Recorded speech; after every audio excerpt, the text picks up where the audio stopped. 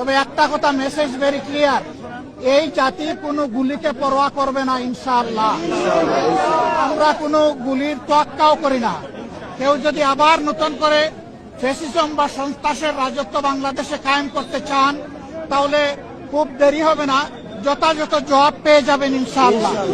জনগণ সমস্ত ষড়যন্ত্র রুখে দেবে এবং কাউকে এই ধরনের নোংরামি করার সুযোগ দেওয়া হবে না। বাংলাদেশের মাটি কারো বাপদাদার জমিদারি না, এটা 18 কোটি মানুষের সম্পদ। এই সম্পদ পাহারা দেওয়ার দায়িত্ব আমাদের সকলের। আমরা সেই পাহারাদারি করব ইনশাআল্লাহ। আমরা এই সমস্ত হত্যা চেষ্টা যারা চালিয়েছে, গুলি যারা চালিয়েছে, তাদেরকে অবিলম্বে খুঁজে বের করে শাস্তির আওতায় আনার জন্য সরকারের প্রতি আহ্বান জানাচ্ছি। সরকারের কোন ধরনের ঢিলামি এখানে বরদাস্ত করা হবে না। সরকার যেন এই ব্যাপারে তৎপর থেকে নিজেদের দায়িত্ব পালন করতে পারে, আমরা তা দেখতে চাই। আপনাদেরকে ধন্যবাদ, ভালো থাকবেন। আমরা শরীফ উসমান হাদির সুস্থতা কামনা করছি।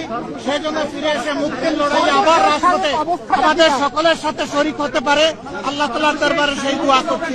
আসসালামু আলাইকুম।